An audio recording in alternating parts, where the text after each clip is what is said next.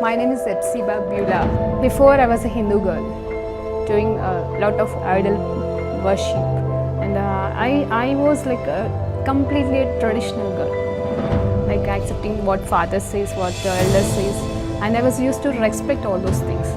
And after coming to the Lord, and I stopped the tradition. I completely stopped the tradition, and I just entered into the love and compassion of the Lord. My parents arranged for the marriage, and it was like a 2 months gap from the arrangement to the marriage. And immediately after marriage, like he said, like I don't like you. I just want to leave, and he left. Even I was pleading him, I was begging him, and I was asking him to come back, but it never happened. If he is not going to come to me, I want to die. That if he is going to be separated from me, I should die. The day I was about to kill myself, I was watching a TV channel, and immediately she started like, here one girl is crying. You have been separated with your husband and you are planning to die now, but you are not going to do that. Immediately I called to one of my Christian friends, and she shared with me the gospel. On the spot, I accepted Lord as my Savior. The next moment, I felt free from the burdens and all kind of thoughts, and everything left me. Praise Lord అండి. దేవునికి మహిమ కలుగును గాక. ప్రార్థన చేసుకుందాం. పరిశుద్ధ గొప్ప దేవానికి స్తోత్రం, స్తుతి, మహిమ, ఘనత, ప్రభావం చెల్లించుకుంటున్నాం నాయన. అయ్యా, ఈరోజు ప్రభా మరి అద్భుతమైన రీతిగా ఈ 31వ దినమున అయ్యా ఈ శ్రమ కాలంలో మేము ఉంటుండగా ఈ ఆరాధనని, ప్రార్థనని, వాక్యాన్ని, పాటని మీకు సమర్పిస్తుండగా వింటున్న బిడ్డలతోనూ నాతోనూ ఉండి మీరే మహిమ, ఘనత, ప్రభావాలు పొందుకోమని యేసుక్రీస్తు నామములో ప్రార్థన వేడుకుంటూ పొందుకొచ్చున్నాము తండ్రి. ఆమేన్. ప్రైజ్ లార్డ్ అండి. దేవునికి మహిమ కలుగును గాక. దేవుడు మనకిస్తున్న చక్కటి పాటతో ముందుకు సాగుదాము. నిజముగా మొరపెట్టినా దేవుడాలకించకుండునా, సహనముతో కనిపెట్టినా సమాధానమీయకుండునా. నిజముగా మొరపెట్టినా దేవుడాలకించకుండునా, సహనముతో కనిపెట్టినా సమాధానమీయకుండునా. జీవము గల దేవుడు మౌనముగా ఉండునా, జీవము గల దేవుడు మౌనముగా ఉండునా. తన పిల్లల కాయనా మేలు చేయకుండునా, తన పిల్లల కాయనా మేలు చేయకుండునా. నిజముగా మొరపెట్టినా దేవుడాలకించకుండునా. పరలోక తండ్రినడిగినా మెంచీవులీయకుండునా, పరలోక తండ్రినడిగినా మెంచీవులీయకుండునా. కరములెత్తి ప్రార్థించినా దీవెనలు కురియకుండునా, కరములెత్తి ప్రార్థించినా దీవెనలు కురియకుండునా. జీవము గల దేవుడు మౌనముగా నుండునా, జీవము గల దేవుడు మౌనముగా నుండునా. తన పిల్లల కాయనా మేలు చేయకుండునా, తన పిల్లల కాయనా మేలు చేయకుండునా. నిజముగా మొరపెట్టినా దేవుడాలకింపకుండునా, సహనముతో కనిపెట్టినా సమాధానమీయకుండునా.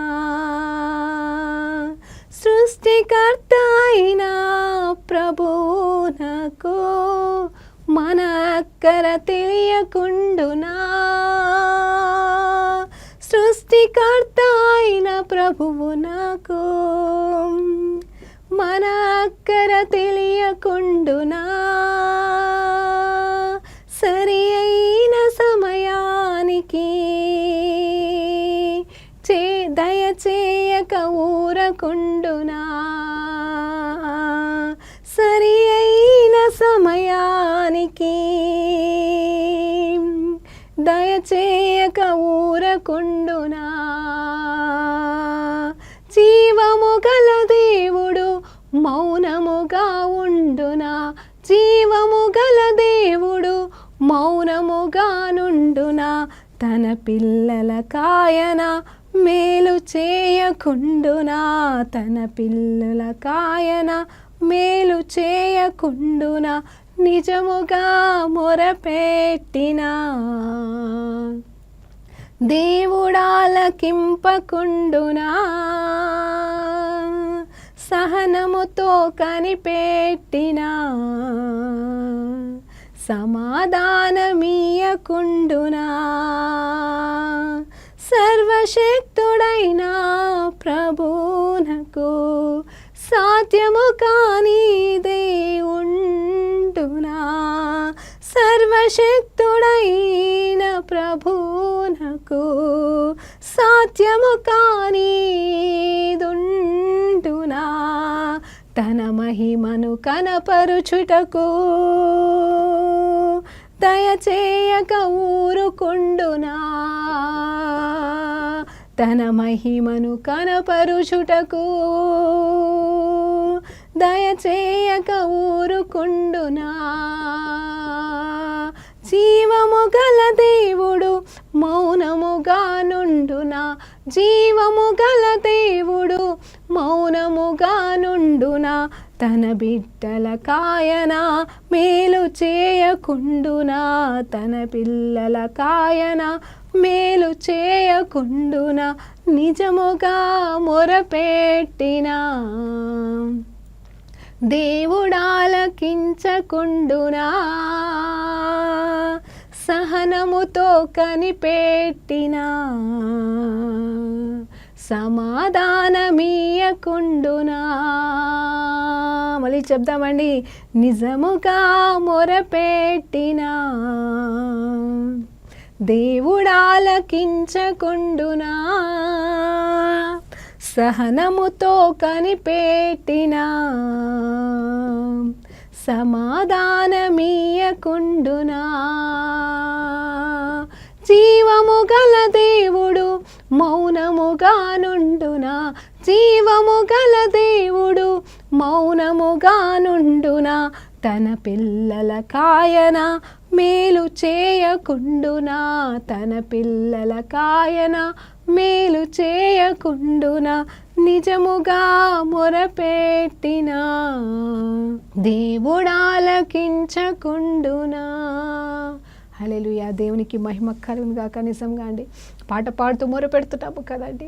నాకైతే పాట సరిగా రాదండి, రాగాలు రావు. కానీ ఒకటే, ఆ పాటలో ఉన్న మాటలు హృదయపూర్వకంగా మనం పాడుతున్నప్పుడు ఆయన విన్నాడు. నాకు తెలియదండి మీ జీవితంలో, కానీ నా జీవితంలో నేను నిజంగా మొరపెట్టిన, సహనముతో మొరపెట్టిన, మరి సహనము లేక మొరపెట్టిన, వేదనతో దేవాని ప్రశ్నించిన, మరి ఏ సమయంలో అయినా కూడా ఆయన నా ప్రార్థన ఆలకించాడు. నాకు ఎన్నో జవాబులు ఇచ్చినండి, లెక్క లేని అండి. నిజం చెప్పాలంటే ఈ 40 రోజుల పాటుగా ఈ పాటలు ఆరాధనని, మరి అలాగే ఈ వాక్యాన్ని పక్క పెట్టేసి 40 రోజులు మొత్తము కూడా మరి శిలువ ధ్యానాల బదులు ఒక్కొక్క దినము నా పట్ల దేవుడు చేసిన కార్యాలు, నా జీవితంలో చేసిన గొప్ప గొప్ప కార్యాలు నేను చెప్పడానికి మరి ఈ అర్ధగంట సమయం, ఈ 40 రోజుల సమయం కూడా సరిపోదండి. అలాంటి గొప్ప దేవుడు మన పట్ల ఉన్నాడు, మనకున్నాడు. నాకు చేసిన దేవుడు మీకు కూడా చేస్తాడు, మీలో కూడా ఉన్నాడని నేను నమ్ముతున్నాను. కొంచెంసేపు ఆరాధన చేసుకుందామండి. పరిశుద్ధుడా గొప్ప దేవానికి స్తోత్రం. రీఖాబా షరబా హల్లెలూయా. రీఖాబా షందరబా. గొప్ప దేవానికి స్తోత్రం. ఆయన వైపు చూద్దామండి, ఆయన వైపు చూద్దాము, మనుషుల వైపు కాదు, ఆయన వైపు చూద్దాం, ఆయన వైపు మొరపెడదాం. దేవానికి స్తోత్రం. రాజుల రాజా మమ్మల్ని కరుణించండి అయ్యా, మమ్మల్ని కటాక్షించండి అయ్యా. అయ్యా నీ వైపే మొరపెడుతున్నామయ్యా, నువ్వు మౌనంగా ఉండే దేవుడు కాదయ్యా. నయ్యా మాకు సహనంతో జవాబిచ్చు దేవానికి స్తోత్రమయ్యా. మా పట్ల దీర్ఘశాంతము కలిగిన వాడా, కృపామయుడా, సత్యము ఎరిగిన వాడా, సర్వోన్నతుడ, సర్వశక్తిమంతుడ, సర్వాధికారి ప్రభా. అయ్యా తండ్రి, ఎర్ర సముద్రము 2 పాయలుగా చేసిన దేవా, ఆశ్చర్య కార్యములు చేసిన దేవా, మహా కార్యములు చేసిన దేవా. అయ్యా మా ప్రార్థనలు ఆలకిస్తున్న వాడా, మాతో మాట్లాడుతున్న వాడా, మమ్మల్ని విడవక ఎడబాయక మౌనంగా ఉండక జవాబిస్తున్న తండ్రి, నీకు 1000 కోట్ల వందనాలు తెలియజేసుకుంటూ ఈ స్తుతి ప్రార్థన ఆరాధన అయ్యా మీకు సమర్పిస్తున్నాము తండ్రి. ఆమేన్. ప్రైజ్ లార్డ్ అండి. దేవునికి మహిమ కలుగును గాక. మరి ఈరోజు పాట పాడిన రీతిగా దేవాది దేవుడు మనల్ని దర్శిస్తున్నాడండి. అవును, మౌనంగా ఉండే దేవుడు కాదంట మన పట్ల, ఆయన జవాబునిచ్చే దేవుడు. ఎన్ని రోజుల నుండి మొర పెడుతున్నావా, ఉపవాసం ఉంటున్నావా, ఇవన్నీ దేవుడు ఏమి చూస్తలేడు, కానీ ఒకటి నీ హృదయ స్థితిని చూస్తున్నాడు. అవును, నువ్వు ఉపవాసం ఉండగలిగితే ఉంటున్నావు, దేవునికి స్తోత్రం. ఉండలేకపోతే మౌనంగా దేవుని సన్నిధిలో, ప్రభా నేను ఉండలేకపోతున్నాను, నువ్వు మూలుగుతున్న మూలుగులు సైతం ఆయన వింటున్నాడు. ఆయన మనకు ఓపికనిచ్చి ఉన్నాడండి. ఆ ఓపికతో మనం, నిరీక్షణతో మనం, సహనముతో మనము కనిపెడుతుండగా, అవునండి, ఆ ఓపిక ఇచ్చేది దేవుడే, ఆ సహనం ఇచ్చేది దేవుడే. ఆయన మన నిమిత్తము కూడా సహనంతో ఎదురు చూస్తూ, మన జీవితంలో మార్పుల కోసం ఎదురు చూస్తూ, మనకి ఇవ్వాల్సిన ఆశీర్వాదాలు, అవునండి, రీఖాబా షరాబా సిఖందో రిహలాబా, అవును కదండి, ఎంత గొప్ప దేవుడు అండి. మనం పిల్లలు, మనము అంటే వాళ్ళని ఎంకరేజ్ చేయడానికి, నువ్వు అది చేస్తే అంటే లంచం కాదండి, లంచం ఇచ్చి అలా నెగిటివ్స్ వే కాదు, పాజిటివ్గా ఎంకరేజ్ చేయడానికి, అమ్మ నువ్వు ఇది చేస్తే నీకు చక్కగా చాక్లెట్ ఇస్తా, లేకపోతే నేను అది గిఫ్ట్ ఇస్తాను నీకు, నువ్వు ఇది కంప్లీట్ చేయని చెప్పేసి ఎంకరేజింగ్ అండి. ఎంకరేజింగ్ వేరు, చెడగొట్టడం వేరు. జాగ్రత్తగా వినండి. మరి ఎంకరేజ్ చేయడానికి మనం ఏదన్నా వాళ్ళకి గిఫ్ట్లను ఇవ్వచ్చు, లేకపోతే వాళ్ళకి ఏదైనా చెప్పొచ్చు అనమాట, వాళ్ళని ఎంకరేజ్ చేయడానికి. సో ఆ రకంగా మనం మనుషులమే ఎంకరేజ్ చేస్తే, మన పిల్లల్ని కానీ మనకు తెలిసిన వాళ్ళని కానీ, మరి అలాంటిది దేవాది దేవుడు మనల్ని ఎంకరేజ్ చేయాలని. అవును, నువ్వు సహనంగా ఉండు, ఓపికతో ఉండు, నువ్వు నేర్చుకో, ఓపికని నేర్చుకో. ఇదిగో నేనైతే మౌనంగా ఉండాలని అనుకోవట్లేదు, కానీ నువ్వు మౌనంగా భరించు, నేను నీకు జవాబిస్తాను, తగిన సమయంలో నేను హెచ్చిస్తాను, తగిన సమయంలో నీకు ఘనపరుస్తానని చెప్తున్నాడండి. నిజంగా ఈ పాట పాడుతుంటుండగా హన్నా గురించి మనం మొదటిగా ధ్యానించొచ్చండి. చక్కగా ఈరోజు హన్నా గురించి మనం ఆలోచన చేస్తే, 1 సామ్యుయేల్ గ్రంథంలో మీరు చదువు వచ్చిన వాళ్ళైతే వీలైతే చదవండి. తర్వాత అక్కడ చూస్తే ఆ హన్నా ఎవరు అంటే ఒక చక్కటి వ్యక్తికి భార్యగా ఉంది. అంటే మరి తనేమి లోపాలు కలిగిన స్త్రీ ఏం కాదు, లేకపోతే పాపం చేస్తున్న స్త్రీ కాదు, మంచి యథార్థవంతులు, మంచి కుటుంబంలో నుండి వచ్చిన వారు. అంత మాత్రమే కాదు, మరి చక్కటి వంశంలో ఉన్నవారు. అలాగే వారు ప్రతి సంవత్సరం కూడా దేవుని సన్నిధికి వెళ్తున్నవారు, దేవునితోనే ఉన్నవారు, దేవునిలోనే ఉన్నవారు. మరి ప్రతి సంవత్సరం కూడా మరి ఆచారం ప్రకారంగా, అప్పుడున్న పద్ధతి ప్రకారంగా ప్రతి సంవత్సరం దేవుని సన్నిధికి వెళ్ళి అర్పణలు చెల్లిస్తున్న కుటుంబంలో ఉన్న వారే ఈ హన్నా ఎల్కానా. మరి నిజం చెప్పాలి అంటే ఈ హన్నాకి మరి గర్భ ఫలము లేదండి. అక్కడ నేను ఆలోచన చేస్తే, తనకు మరి ఇంకొక సవితి అనే ఒక స్త్రీ ఉందన్నమాట, తన భర్తకి 2 భార్యలు కాబట్టి. మరి ఆ స్త్రీకి పిల్లలు ఉన్నారు, కానీ ఈ హన్నాకి పిల్లలు లేరు. ఆయనను తన భర్త కూడా ప్రేమిస్తున్నాడు కదా అండి. ఇది ఎంత గొప్ప ధన్యత. నాకు చాలా మంది కాల్ చేస్తూ ఉంటారు. ఒక టైంలో మనం విన్నాం, పిల్లలు లేకపోతే మరి వేరే పెళ్ళిళ్ళు చేసుకునే వాళ్ళని ఒక టైంలో మనం విన్నాము. కానీ ఈ మధ్య కాలంలో నాకు ఎన్నో ప్రేయర్ కాల్స్, పాపం గర్భఫలం లేక 20 సంవత్సరాలని, 10 సంవత్సరాలని, 9 సంవత్సరాలని, ఇట్లా కొన్ని సంవత్సరాల నుండి పిల్లలు లేరని, అంటే 5 కావచ్చు, 4, వాట్ ఎవర్ ద ఇయర్స్. కానీ నాకు ఒక్క విషయంలో వాళ్ళని బట్టి ఆనందం వేస్తుంది. ఏంటంటే పిల్లలు లేరు, కరెక్టే, వాళ్ళు క్రైస్తవులే కావచ్చు, అన్యులే కావచ్చు, కానీ ఒక సంతోషకరమైన విషయం ఏంటంటే వారి భర్తలు వారిని విడిచిపెట్టలేదు. అవును, కొన్ని కుటుంబాల్లో గొడవలు అవుతున్నాయి, నేను కాదనట్లేదు, కానీ చాలా కుటుంబాలు అయితే నిజంగా ఇందుని బట్టి నిజంగా దేవునికి మహిమ. సరే, లోపం ఇద్దరిలో ఉండొచ్చా, లేకపోతే ఒకరిలో ఉండొచ్చా, వాళ్ళని ఎంత మంచి చక్కగా అంటే వాళ్ళు భార్య భర్తలు కలిసి ఉన్నారు. ఈ అన్నలాగా తన భర్త కూడా మంచిగా తనని ప్రేమిస్తున్నాడు, నేను 10 మంది పిల్లల కంటే శ్రేష్టమైన వాడిని కాదా అని చెప్పేసి ధైర్యం కూడా చెప్తున్నాడు. కానీ ఆమె మాత్రం ఒకటే ఆశపడుతుంది, నాకున్న ఈ నింద, ఈ గొడ్రాలని నింద నుండి నన్ను దూరం చేయి ప్రభా, నాకు ఈ నింద వద్దు, ఒకవేళ నువ్వు నాకు బిడ్డనిస్తే నీకు ఇస్తానని చెప్పేసి కూడా మొక్కుబడి చేసుకుంటూ ప్రతి సంవత్సరం దేవుని సన్నిధికి వెళ్తుంది. అయితే దేవుని సన్నిధికి వెళ్తుంది, అక్కడ నిందల పాలవుతుంది, తన తోటి మరి తన సహోదరి మరి తన్ని ఎక్కిర్చి పెడుతుంది, వేదన పడుతుంది. కానీ తను మాత్రం మళ్ళీ నేను అక్కడికి వెళ్తే నాకు అవమానం అవుతుంది. చాలామంది అంటారు కదా, అక్కడికి వెళ్తే, ఫంక్షన్కి వెళ్తే, మరి ఎక్కడికైనా వెళ్తే మమ్మల్ని అందరూ అవమానిస్తున్నారు, ఇంకా పిల్లలు పుట్టలేదు అంటున్నారు, లేకపోతే ఇంకా పెళ్లి కాని వాళ్ళని ఇంకా పెళ్లి కాలేదా, మేము అక్కడికి వెళ్తే అందరూ అడుగుతారు అని చెప్పేసి పాపం అవమానంతో వెళ్ళలేకపోతున్నారు. ఆ మనుషుల మధ్యలోకి వెళ్ళడానికి భయపడుతున్నారు, ఒక డిప్రెషన్ అయిపోతుంది, ఆ మాటలు పడలేక బాధపడుతున్నారు. నిజం చెప్పాలంటే అలాంటి వారిని ఈరోజు దేవుడు ధైర్యపరుస్తున్నాడు, ఘనపరుస్తున్నాడు. ఆయన ఇచ్చిస్తున్నాడు. ఈరోజు నేను వాళ్ళు పలుకుతుండగానే మీ జీవితంలో వివాహం కోసం కనిపెడుతున్న వారికి వివాహాలు జరుగును గాక, జాబుల కోసము ఎదురు చూస్తున్న వారికి ఇప్పుడే అపాయింట్మెంట్ లెటర్స్ వచ్చును గాక, ఎవరెవరైతే పిల్లల కోసం ఎదురు చూస్తున్న వారికి గర్భఫలాలు ఇప్పుడే పొందుకుందురు గాక, యేసు నామములో రీఖాలా మాషికందరు. మీ అవమానానికి రెట్టింపు ఘనత దేవుడు ఇస్తుండగా పొందుకొండమా యేసు నామములో రీఖారాబా. ఎందుకంటే దేవుడు మౌనంగా ఉండే దేవుడు కాదు. నీ పక్షాన ఇప్పటివరకు మౌనంగా ఉన్నాడేమో. నేను మళ్ళీ చెప్తున్నానండి, హన్నా విషయంలో దేవుడు సంవత్సరాల కొలది మౌనంగా ఉన్నాడు. ఆమె మొర ఆలకించలేక కాదు, దేవుడు ఇవ్వలేక కాదు, పోనీ ఆమె ఏమైనా తప్పు చేసిందని కూడా కాదు, కానీ అక్కడ వాక్యం క్లియర్గా ఉంటుంది, హన్నా గర్భాన్ని దేవుడు మూసినందువలన దేవునికి దేవునికి స్తోత్రం కలుగును గాక. మరి హన్నా గర్భాన్ని ఎవరు మూసారంట? దేవుడు మూసాడటండి. దేవుడు మూస్తే ఇంకెవరు తెరుస్తానండి? హల్లెలూయా, దేవునికి మహిమ కలుగును గాక. కానీ దేవాది దేవుడు అన్ని రోజులు ఆమె ప్రతి సంవత్సరం ప్రార్థనకి వెళ్తుంది, అవమానాల్ని సహిస్తూ, అవమానమైనా సరే దేవుని మందిరానికి వెళ్ళడం మానలేదు, ప్రార్థించడం మానలేదు, దేవుని పాదాలు పట్టుకోవడం మానలేదు. కానీ విసుగక ప్రార్థన చేస్తుంది. వాళ్ళ భర్త కూడా పిల్లలు లేకపోతే ఏమవుతుంది అన్నా కానీ సరే అని మరి గమ్మున ఉండట్లేదు. కానీ నాకు పిల్లలు కావాలి అనే ఒక చక్కటి యథార్థమైన కోరిక కలిగి, ఏ స్త్రీకైనా తల్లి కావాలని ఆశ ఉంటుంది కదండి. ఆ యథార్థమైన కోరికతో మరి ఆమె దేవుని పాదాలే పట్టుకుంటుంది, దేవుని మాత్రం విడిచిపెట్టలేదు. కానీ అన్ని సంవత్సరాలు ఆ బిడ్డ పొందుకున్న సమాధానం ఏంటి తెలుసా అండి? దేవుని నుండి జవాబు వస్తుంది. కానీ ఆ జవాబు ఏంటి తెలుసా? సమాధానము కాదు, అది కేవలం సైలెన్స్ అండి. మౌనం అనే మనం పాడుకున్నాం కదండి, మౌనం అనే జవాబు ఆ బిడ్డ పొందుకొని అక్కడి నుండి వెళ్ళిపోతుంది. దేవుడు మౌనంగా ఉంటున్నాడు, అదే ఆమె పొందుకుంటున్న జవాబు అండి. అలా మౌనంగా ఉన్నాడని చెప్పేసి ఈమె మౌనం అయిపోలా, మొరపెట్టడం ఆపలేదు. ఆమె నిజంగానే మొరపెట్టింది, పాట పాడుకున్న రీతిగా అద్భుతముగా దేవుడు ఏం చేశాడు తెలుసా? ఒక సంవత్సరం మరలా వచ్చేసింది, ఎక్కడికి? మందిరానికి వచ్చింది. మరలా యథావిధిగా మొరపెడుతుంది. ఆ రోజైతే భయంకరంగా మొరపెడుతుంది. మరి అక్కడ ఉన్న ఏలి ఏమంటున్నాడు తెలుసా? ఇంది తాగొచ్చావా, మత్తురాలుగా వచ్చావా అంటే, కాదయ్యా, నా మనోవేదన దేవుని సన్నిధిలో కుమ్మరించుకుంటున్నాను అన్నప్పుడు మరి ప్రతి సంవత్సరం చూస్తున్న ఏలియే. కానీ ఆ సమయంలో ఏం మాట్లాడుతున్నా తెలుసా? ఎందుకు నువ్వు తాగొచ్చావు అంటే, అయ్యా నేను తాగి రాలేదు అని చెప్పేసి అంటుంది ఆమె. వెంటనే, అయ్యో నువ్వు ఏడుస్తున్నావా, నీ బాధ ఉందా, సరే నువ్వేది కోరుకుంటున్నావో మరి అది దేవుడు నీకు ఇస్తున్నాడని చెప్పేసి ఆయన ఒక ప్రవక్త అండి. నిజమే, దేవుని సన్నిధిలో మరి ఒక యాజకుడిగా ఉన్నాడు. ఆయన మంచివాడా చెడ్డివాడా అనే తర్వాత విషయం. కానీ ఏదేమైనా దేవుని సన్నిధిలో ఒక యాజకుడిగా ఉన్నాడు, దేవుడు ఏర్పాటు చేసిన యాజకుడు కాబట్టి ఆయన నోటి నుండి వచ్చిన మాట దేవునికి స్తోత్రం. ఏమనంటే, ఇదిగో నువ్వు బలము కలిగిన దానిగా తిరిగి వెళ్ళు, సంతోషంగా తిరిగి వెళ్ళు, ఎందుకంటే దేవుడు ఈ రోజు నీ మొర ఆలకించాడని. అవునండి, సంవత్సరాల కొలదిగా ఉన్న మరి ఆ మౌనము, దేవుని మౌనము బ్రేక్ అయిపోయింది. అప్పటి వరకు ఆ బిడ్డ పొందుకుంది మౌనము, దేవుని మౌనం అనే జవాబు. ఈ రోజు ఆ మౌనం బ్రేక్ అయిపోయింది. సంతోషంతో అంటే ఆ మాట పలకగానే ఆమె ఏమైపోయిందంటే దేవుని సంతోషం చేత నింపబడింది, ఆనందంతో నింపబడింది. మరి అక్కడేమైనా సూచన ఉందా, అక్కడేమైనా జవాబు వచ్చిందా, అక్కడేమైనా తను గర్భవతి అయిందా అంటే అదేమీ తెలియదు. కానీ సంతోషంగా తిరిగి వెళ్ళింది. ఇంకెప్పుడు దుఃఖాకాంతలు కాలేదంట. సంవత్సరం తిరిగే లోపలే చక్కటి కుమారుండి సామ్యాల్ని కనిందండి. దేవునికి మహిమ కలుగును గాక. కారణం ఎవరు తెలుసా?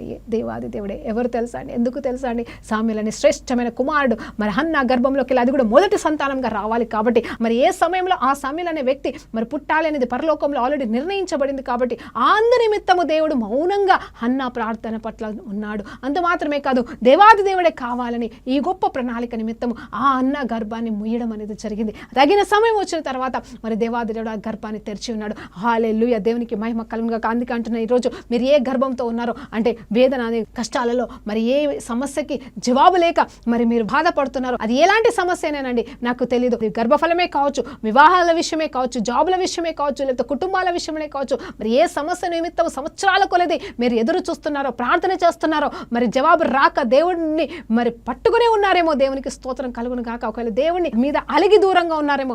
ఏదేమైనా ఈరోజు దేవాది దేవుడే తన మౌనాన్ని బ్రేక్ చేస్తున్నాడు. ఈ రోజు ఆయన ప్రవక్తగా నిలబడుతును. మరి ఆయన నోటి నుండి వచ్చిన మాటని నా నోటి నుండి వస్తుంటుండగా మీ జీవితంలో జవాబు వచ్చును గాక. ఆ ప్రసవ వేదన కంప్లీట్ అయిపోయి మీరు బిడ్డల్ని కందురు గాక. యేసు నామములో ఆ ప్రశ్నకి, ఆ ఇబ్బందులకి, ఏ సమాధానం కోసం అయితే ఎదురు చూస్తున్నారో అవన్నిటికీ మీకు జవాబులు వచ్చును గాక. ఎందుకంటే మీరు సహనంగా మొర పెడుతుంటుండగా దేవాది దేవుడు ఈరోజు మీ ప్రార్థనలు ఆలకిస్తున్నాడు. ఆయన జవాబు పంపేసే ఉన్నాడు. దేవునికి స్తోత్రం కలుగును గాక. రీకాబాషి కందరబ. అవును, నిజ స్నేహితుడు మొరపెట్టాడండి. బైబిల్లో చూసినప్పుడు ఎవరు ఆ నిజ స్నేహితుడు ఎవరు తెలుసా అండి? మనకైతే నిజ స్నేహితుడు అంటే మన దేవాది దేవుడు అండి. ఈ మనుషులైతే కానీ కాదే లోకంలో. కానీ బైబిల్లో ఒక చక్కటి నిజమైన స్నేహితుడు ఉన్నాడు. ఎవరంటే ఆయన ఏం చేస్తాడు తెలుసా అండి? పాపం రాత్రిపూట మరి భోజనం చేసి తన పిల్లల్ని పడుకోబెట్టేసి తను కూడా సెట్ అయిపోయి పడుకున్న సమయంలో అనుకోకుండా మరి దారి మార్గంలో వెళ్తూ తన స్నేహితుడు వస్తాడంట. ఎక్కడికి? తన ఇంటికి వస్తాడంట. ఇది యేసుప్రభు వారు చెప్పిన ఉపమానం అండి.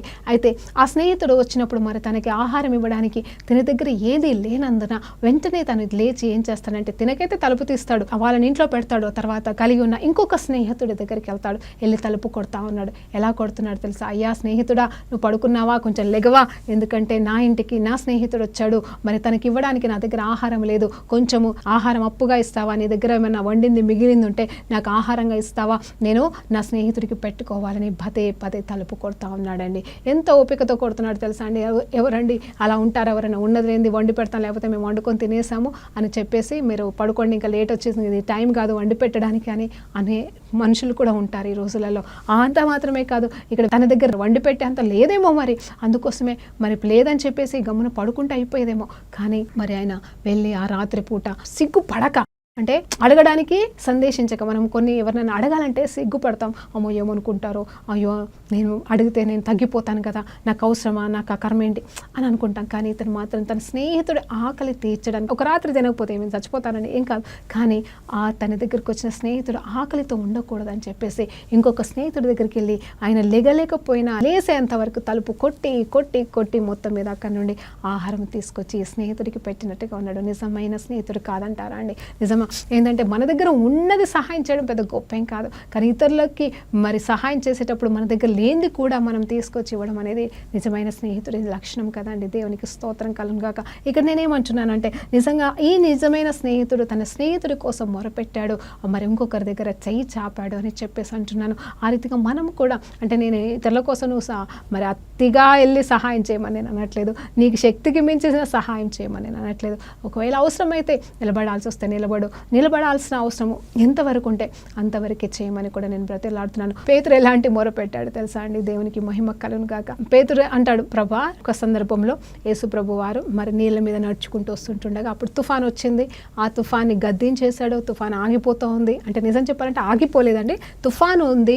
యేసు ప్రభు వారు నడుచుకుంటూ వస్తుంటే వీళ్ళు శిష్యులంతా పడవలో ఉండి మరి భూతం అనుకుంటే, కాదు కాదు నేను భూతం కాదు, నేను యేసుని అని చెప్పేసి అన్నప్పుడు అప్పుడు పేతురు ఒక మాట అంటాడు. మిగతా వాళ్ళంతా కంగు తింటారు, కానీ మరి పేతురు ఒక మాట ధైర్యంతో అంటాడు. ఏంటంటే, అయ్యా నిజంగా నువ్వే అయితే నన్ను ఆదేశించు, నన్ను కమాండ్ చేయి, నేను కూడా నీళ్ళ మీద నడుస్తాను. అంటే ఆయన నడుస్తున్నాడు, ఈయన నడవాలని ఆశపడుతున్నాడు. హల్లెలూయా. ఇలాంటి కోరిక అందరికీ కలిగి ఉండాలండి. ఎలాంటి తెలుసా?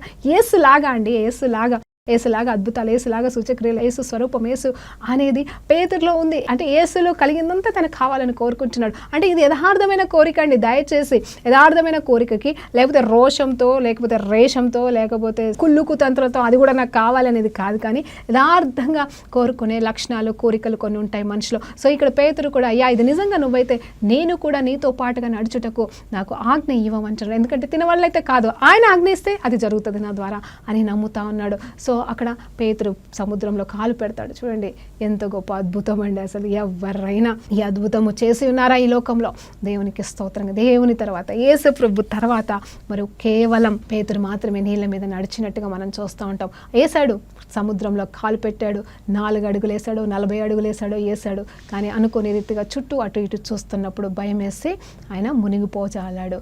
ఆ మునిగిపోతున్నప్పుడు కూడా మరి ఆయన చేస్తున్న పని ఒకటి తెలుసా? అయ్యో నేను మునిగిపోతున్నాను, అనవసరంగా నడిచానని చెప్పేసి ఆయన భయపడి మునిగిపోలేదు. కానీ వెంటనే యేసుప్రభు అక్కడ ఉన్నాడని తెలిసి మొర్రపెట్టాడండి. ఎలాంటి మొర్రపెట్టాడు తెలుసా? అయ్యా నన్ను కాపాడు అని చేయి చాపి అడిగాడు. హల్లెలూయా. ఆ మొర్రపెడుతున్న, అవునండి, యథార్థంగా నడవడానికి ఇష్టపడ్డాడు, యథార్థంగా క్రీస్తులాగా నడవాలని కోరుకున్నాడు, యథార్థంగా విశ్వాసంతోనే ముందుకెళ్ళిపోయాడు. అయితే పడిపోతున్నప్పుడు కూడా యథార్థంగానే నిజంగానే దేవుని వైపు మొరపెడుతున్నాడు. నిజం చెప్పాలంటే నేను కానీ ఆ స్థితిలో ఉంటే, అంటే మనం కానీ ఆ స్థితిలో ఉంటే, ఏంటి ప్రభా నువ్వు నడవమన్నావు, నేను నడిచాను, నన్ను ఎట్లా పడేస్తావు, నువ్వు ఎందుకు పడేసావు, నేను పడుతుంటే మునుగుతుంటే ఎందుకు చూస్తున్నావు అని అంటాం. అంతే కదండి మనం చేస్తాం మన జీవితంలో కూడా. దేవుడు ఏదైనా చెప్పి మనం చేస్తూ ఉంటే మనకేమైనా ఆటంకాలు, ఇబ్బందులు ఇరుకు, నువ్వే కదా ప్రభా చెప్పావు, మళ్ళీ ఆటంకాలు ఎందుకు వస్తున్నాయి, శోధనలు ఎందుకు వస్తున్నాయి, నువ్వు చూసుకోవాలి కదా అని చెప్పేసి దేవునితో ఫైట్ చేస్తూ ఉంటాం. కానీ అక్కడ పేతురు ఆ మాట అనలేదు తెలుసా అండి? ఏమవుతుంది? అయ్యా నేను మునిగిపోతున్నాను, నన్ను కాపాడు అని చెయ్యి చాపి ధైర్యంగా యథార్థంగా మొరపెడుతున్నాడు. వెంటనే యేసుప్రభు వారు తన చేతిని పట్టి లేపి మళ్ళీ ఇద్దరు కలిసి నడుచుకుంటూ వెళ్తారు. మీరు ఒక విషయం గమనించాలా, అక్కడ పేతురు నడిచినంతసేపు అక్కడ తుఫాను ఉన్నది, యేసుప్రభు నడుస్తున్నాడు, తుఫాను ఉంది, పడవలో మిగతా శిష్యులు అలాగే ఉన్నారు, తుఫాన్లో సముద్రం పైన నడిచాడండి పేతురు. దేవునికి మహిమ కలుగును గాక. ఆ తుఫాను ఉంది కాబట్టే మరలా చూసి భయపడి మునిగిపోయాడు, కానీ దేవుడు మరలా లేపాడు. ఇప్పుడు మన జీవితంలో కూడా తుఫాన్లు ఉన్నా మనం దేవుని వైపు చూస్తూ సాగాలి. ఏ సమస్య వచ్చినా మనం దేవుని చూస్తూ సాగాలి. ఇదిగో మరి ఎవరెవరో ఎన్నెన్నో ప్రవచనాలు చెప్తా ఉన్నారు, అవన్నీ దేవుడి వారికి చెప్పినయే కావచ్చు, రాబోయే సంఘటనలో ఎన్నో భయంకరంగా రాబోతున్నాయని మనం చూడబోతున్నాం అని చెప్పేసి క్రైస్తవ క్రైస్తవులమైన మనం వింటా ఉన్నాము, లోకంలో ఉన్న వాళ్ళు కూడా కొన్ని అర్థమవుతా ఉన్నాయి. కానీ ఏది వచ్చినా ఏమున్నా కానీ దేవుడు మన పక్షాన ఉన్నాడు, మనకు సహాయం చేస్తాడని మనం నిరీక్షణ కలిగి ముందుకు సాగవలసిన వారిగా ఉన్నామండి. మనం కుప్పగూడడానికి వీల్లేదు, మనం కృషించిపోవడానికి వీల్లేదు. మనం చేయగలనంత మనం చేస్తూ ప్రార్థించుకుంటూ ముందుకు సాగినప్పుడు దేవుడు ఎలా విడిపించాలో విడిపిస్తాడు, ఎలా సహాయం చేయాలో మనకి సహాయం చేస్తాడు. ఆయన మన చేతులు పట్టుకొని ఉన్నాడండి. ఆయన విడిచిపెట్టే దేవుడు కాదు, మనం గతంలో ధ్యానించినట్టుగా. కాబట్టి నేనేమంటున్నానంటే ఇక్కడ పేతురు మొరపెట్టాడు, యథార్థంగా మొరపెట్టాడు, నిజముగా మొరపెట్టాడు. దేవునికి స్తోత్రం కలంగాక దేవుడు పేతురుని లేపి ఉన్నాడు. గొప్ప అద్భుతానికి కర్తగా మారిపోయాడు ఈ పేతురు గారండి. దేవునికి స్తోత్రం. ఆయనకి చేపలను పట్టడము తెలుసు, ఆయనకి మనుషులని ఎలా పట్టాలో తెలుసు. అలాగే పేతురు అనేవాడు ఒక బండలాగా తయారైపోయి, అంటే స్ట్రాంగ్గా అయిపోయాడానికి కారణం ఈ తన జీవితంలో అనుభవించిన ఇలాంటి గొప్ప గొప్ప అద్భుతాలని నేను నమ్ముతున్నాను అండి. ఆనాడు మరి యోర్దానుని మరి 2 పాయలుగా చేయడానికి ముందు ఏం చేశారు తెలుసా? దేవుని మందసంని మోస్తున్న వారు మరి అక్కడ కాలు పెట్టినప్పుడు ఆ యోర్దాను నది ఆగిపోయిందంట. హల్లెలూయా. ఆఫ్ కోర్స్ అక్కడ యెహోషువ మాట, దేవుని ఆజ్ఞను బట్టి వారు మందసాన్ని మోస్తూ మరి పెట్టారు. ఇక్కడ పేతురు మరి దేవుని మాటకి విధేయత చూపించి అడుగు పెట్టాడు. అయితే ప్రభా నా ఇష్టము కాదు నీ చిత్తం అన్నట్టుగా దేవుడు చెప్పకుండా అది చేయలేదండి. ఇప్పుడు మనం కూడా ఎన్నోసార్లు దేవుని చిత్తం ఏంటో కనుక్కొని మనము అడుగు వేయాల్సిన వారంగా ఉన్నాం. అలాగే అక్కర్లు అవసరతలు కూడా దేవుడికి మన అక్కర్లు తెలుసండి, మన అక్కర్లు తెలుసు. దేవునికి స్తోత్రం కలుగును గాక. ఇదిగో మనకేం కావాలి, మనకి ఎంత కావాలి, మనకెవరు కావాలి, మనకి ఎవరి తోడు కావాలి, ఎవరి తోడు అవసరం లేదు. ఇదిగో నీకు ఏ భర్త కావాలి, నీకు ఏ భార్య కావాలి, ఎంతమంది పిల్లలు కావాలి, నువ్వు ఎంతమందిని అయితే నువ్వు పోషించగలవు, లేకపోతే నీకు ఏ ఇల్లు అయితే సరిపోతుంది, ఎంత ఇల్లు అయితే సరిపోతుంది, నీకు ఏ జాబ్ అయితే నీకు సరిపోతుంది, అన్నీ కూడా ఆయన ఆల్రెడీ తెలుసుకున్నాడండి. ఆయనకి తెలుసు. కేవలం ప్రభా ఇదిగో నేనైతే పలానాది అడుగుతున్నాను, ఇదైతే నాకు బాగుంటుంది అనిపిస్తుంది, అయ్యా ఇది నేనైతే ఆశపడుతున్నాను, ఇది మంచిదో చెడుదో నాకు తెలియదు, ఇది నాకు కరెక్టో కాదో నాకు తెలియదు, కానీ నీ చిత్తం ప్రకారంగా నాకు దయచేయి ప్రభా, ఏది నాకు మేలో అది మాత్రమే దయచేయి ప్రభా అని చెప్పేసి నువ్వు సమర్పించుకుంటే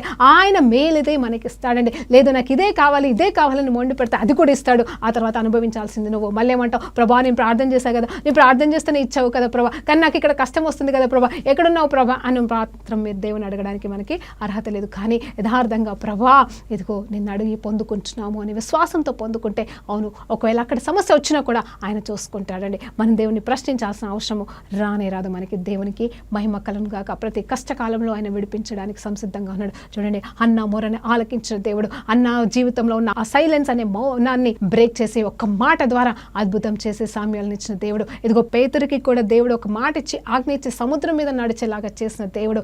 అలా మునిగిపోతున్నా కూడా మరి మళ్ళా లేవనెత్తిన దేవాది దేవుడు. ఈరోజు నీ జీవితంలో కూడా మనం ఎంత పెద్ద పనులు ఉన్నా, ఎంత పెద్ద బాధ్యత ఉన్నా, నీకు ఎంత పెద్ద దర్శనము దేవుడు ఇచ్చి ఉన్నాడో, అయ్యో అది నేనా అని నువ్వు అనుకుంటున్నావేమో, అవును నువ్వే, నీ వల్లనే అది సాధ్యమని దేవుడికి తెలుసు. నీ వల్లనే పేతురుని సముద్రం మీద నడిపించగలిగినప్పుడు నువ్వు ఈ సమస్యల గుండా ఎదుర్కొంటావు, ఈ సమస్యలను నువ్వు ఈదుకుంటావు, ఈ సమస్యలను జయిస్తావు అని సామర్థ్యత నీలో దేవుడు పెట్టాడు. కాబట్టి ఆ గొప్ప బాధ్యతను, ఆ గొప్ప దర్శనాన్ని దేవుడు నీకు ఇచ్చి ఉన్నాడు. కాబట్టి నువ్వు నిలబడు, దేవుడు నిన్ను ఘనపరుస్తాడు, దేవుడు నీతో ఉంటాడు. అవును, సహాయం చేసే విషయంలో కూడా ప్రతి ఒక్కరికి మనం సహాయం చేయలేమండి, కానీ చేయగలిగినంత చేయకపోతే కూడా పాపం అని దేవుడు చెప్తున్నాడు. కాబట్టి ఈరోజు ఇదిగో ఆ స్నేహితుడి దగ్గరికి వెళ్ళి మొరపెట్టినట్టుగా మనం ఎవరి దగ్గరికి వెళ్ళి ఏమీ అడిగి మొరపెట్టాల్సిన అవసరం లేదు. కానీ కనీసం ఇతరుల కోసం మనం దేవుని పాదాలు పట్టుకొని ప్రభా వాళ్ళకి ఇది చేయి ప్రభా, వాళ్ళకి అది చేయి ప్రభా, ఇది వాళ్ళ అవసరతలో ఉన్నారు, వాళ్ళ అక్కర్లో ఉన్నారు, అయ్యా నేనైతే చేయలేను కానీ నువ్వైతే చేయగలవు కదా అని వారి కోసం సాధ్యమైనంత వరకు మనం మొరపెట్టగలిగితే దేవునికి స్తోత్రం కలుగును గాక. వారితో పాటుగా దేవుడు నిన్ను మనల్ని కూడా దీవిస్తాడని నేను నమ్ముతున్నాను. హో రీహల్లా మషి కందరబ గొప్ప దీవెనలో దేవుడు హృదయాంతరంగంలోకి వెళ్ళి మనం వెళ్తున్నామండి. ఆయన హృదయాంతరంగంలో ఉన్న సత్యాలు మనం నేర్చుకుంటున్నాం. ఆయన హృదయంలో ఏముందో మనం నేర్చుకుంటున్నామండి. 40 రోజులు రీఖాబా శేకంద. అవును, ఆయన హృదయానుసారులుగా జీవించడానికి, ఆయన హృదయంలో ఏముందో అది పట్టుకొని పరిగెత్తడానికి దేవుడు మనకి నేర్పిస్తున్నాడు, మనకు బోధిస్తున్నాడు. ఈ బోధ నుండి మనం తొలగిపోకుండా స్థిరపరచుకుందాం, మనం సిద్ధపరచుకుందాము. మనల్ని ఎవరు కూడా కదిలించకూడదండి. దేవునికి స్తోత్రం కలుగును గాక. అన్నాన్ని ఎవరు కదిలించలేరు. అలాగే ఆ స్నేహితుడు కూడా తలుపు కొట్టడం ఆపలేదు, ఆహారం పొందుకునేంత వరకు. దేవునికి స్తోత్రం. పేతురు కూడా మునిగిపోతే పోయాను కదా ఇంకేంట్లే అనలేదు, అలా అని చెప్పేసి దేవుని దూషించలేదు. కానీ చేయి చాపాడండి. హల్లెలూయా. నువ్వు కూడా చేతులెత్తుదాం, ఆయన వైపు చేతులెత్తి ఆయనకి కృతజ్ఞతాస్తుతులు చెల్లిద్దాం ఈ సమయంలో. Thank you Jesus. గొప్ప దేవా, ఇదిగో తండ్రి నాయనా మేము మొర పెడుతున్నామయ్యా. అయ్యా మా అవసరతలు అక్కర్లు ఎరిగిన దేవా, అయ్యా ఈ పాట ద్వారా నిజమే తను ఈ పాట పాడడం అయితే నాకు రాలేదు ప్రభా, రాగాలు తప్పిపోయినేమో క్షమించండి. కానీ ప్రభా ఈ పాటలోని మర్మం అంతరంగము తండ్రి సత్యాలు మాకు బోధించి అయ్యా తండ్రి ప్రభా మమ్మల్ని బలపరిచిన దేవా, నా తండ్రి వింటున్న ప్రతి బిడ్డను దీవిస్తున్నందుకు వందనాలు. గర్భఫలం లేని బిడ్డలు గర్భఫలం ఇస్తున్నందుకు వందనాలు. ఏ బిడ్డలు ఏ అవసరత నిమిత్తము తండ్రి ప్రభావం అయినా ఎదురు చూస్తున్నారో, వేదన పడుతున్నారో, కన్నీరు కార్చారో, సంవత్సరాల కొలది ఎదురు చూస్తున్నారో ప్రభా ప్రతి ప్రార్థనకి ఈరోజు జవాబు వచ్చును గాక, ఈ అద్భుత కార్యములు జరుగును గాక. రీకా బాషి కందర బాసి కందురబ ప్రభా అంత మాత్రమే కాదు ప్రభా, వారి జీవితంలో అయా ఏ లోటు ఉందో ఆ లోటులన్నింటిని తొలగించి ప్రభా నువ్వే ప్రభా నాయన నిజ స్నేహితుడిగా వారి జీవితంలో ఉండే వాళ్ళు నడిపించమని యేసుక్రీస్తు నామములో ప్రార్థనలు పెట్టుకుంటూ పొందుకుంటున్నాము తండ్రి. ఆమేన్. ప్రైజ్ లార్డ్ అండి. దేవునికి మహిమ కలుగును గాక.